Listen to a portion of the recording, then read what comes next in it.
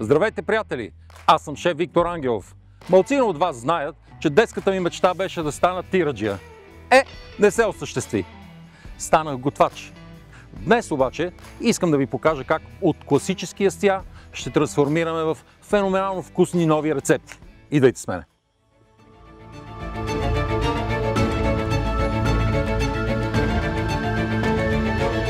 Ще ви приготвя 3 световни класики с един от любимите ми продукти – телешка с дърма.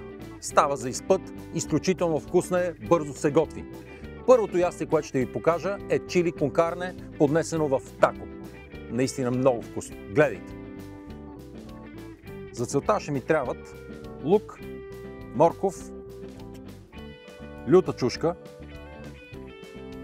червена, зелена чушка, царевица, боб, домати. Подправките са кимион, канела и чили. Започваме. Всички зеленчуци режем на еднакви купчета. Или пък не. Важното е да ви е лесно. Лично аз обичам много лук. Никога няма да сбъркате, ако сложите повече.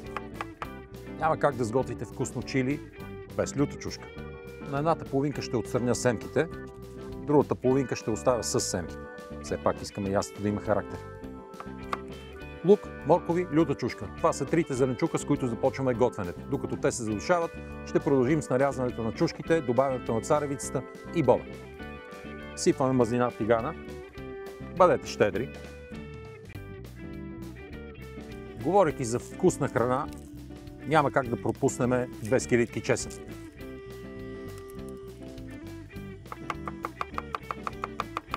За вас мога и по-бързо. Винаги щипка сол, докато запържвате зеленчуци. Докато се запържват зеленчуците, продължаваме с рязане на чушките. По половин чушка са напълно достатъчни за това ястие. Режа на купчета. Изключително приятен аромат се носи от лютата чушка. Лукът, морковите и лютата чушка са готови. Добавяме червена и зелена чушка. Няма да препържвам чушките. Искам да имат хубава текстура, да хрупкат, за да ми дават усещане за свежест. Задължителните подправки за чили кон карне са малко чили, кимион. В някои случаи се добавя и канела. Аз лично много я харесвам, добавя много екзотика и плътност във вкуса. Запържайки сухите подправки, активираме всичките им аромати. Тук е божествено.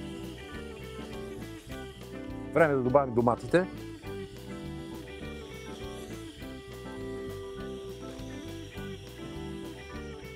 Всеки уважаващ себе си тираджия трябва да има консерва домати на борда.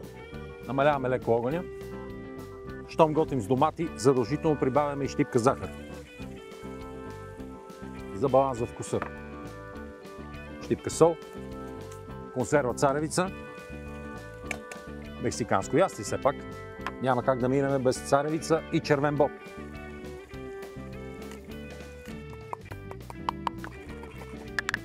Прясно счукан черен пипер. Дойде и момента да добавим основния продукт. Телешката с дърма.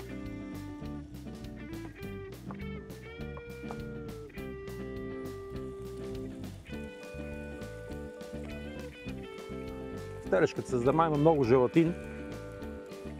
Тя ще се отпусне, ще изглежда като разварено месо и ще даде много приятна плътност на ястието. Почти сме готови. На финала ще добавя малко нарязан на сито магданоз.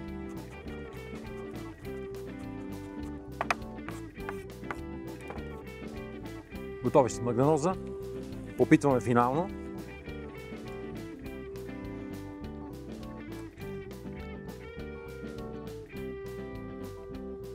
Не сте яли по-вкусно чили. Ще добавим още малко характер. Усеща се кимиона, усеща се канелата, леко пиперливо на езика, абсолютно съвършено ястие. Добавяме магданоза. Готови сме за сервиране. Чилито ни е готово. Остана само да го поднесем. Класическият начин е в царевични питки, наречени такос. За баланс към силния пиперлив вкус добавяме по малко заквасена сметана, лимонова кора, малко сок и за свежест и текстура хрупкава салата.